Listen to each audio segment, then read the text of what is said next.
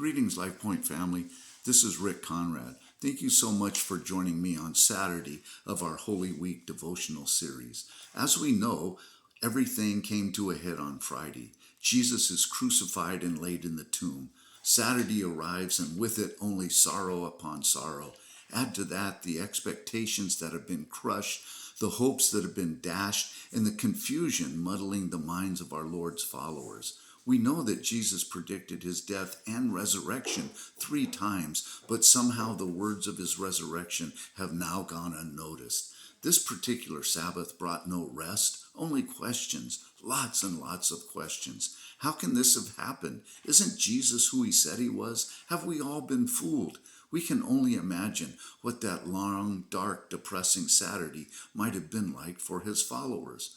But things are happening in Jerusalem. His enemies did pay attention to his words about resurrection, and we read about their insecurities and their plans in Matthew 27:62-66. The next day on the Sabbath, the leading priests and Pharisees went to see Pilate. They told him, "Sir, we remember what that deceiver once said while he was still alive. After 3 days I will rise from the dead. So we request that you seal the tomb until the 3rd day. This will prevent his disciples from coming and stealing his body and then telling everyone he was raised from the dead. If that happens, we'll be worse off than we were at first." So Pilate replied, "Take guards and secure it as best you can." So they sealed the tomb and posted guards to protect it. The promise and the hope of a week ago is now reduced to a day of mourning and overwhelming grief. I guess that's why it's been called Black Saturday, according to church tradition. We experience Black Saturday knowing how the story ends and knowing that death will not keep Jesus in the grave. But I think this is where we must open our minds and try to imagine the unprecedented sadness and sorrow and grief that consumed his followers, scared, hiding out, gathered together for a sense of safety, and spirits crushed, even perhaps lamenting following Jesus in the first place. We just don't know.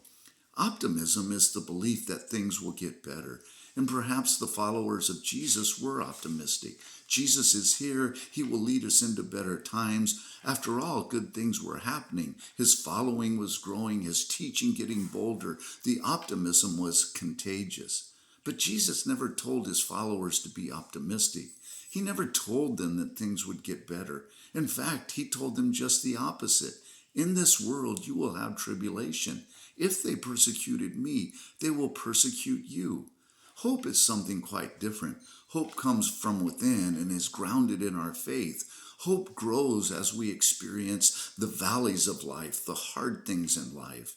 When you go through days or seasons like Black Saturday, remember, Jesus not only spoke of his death, but more importantly of his resurrection.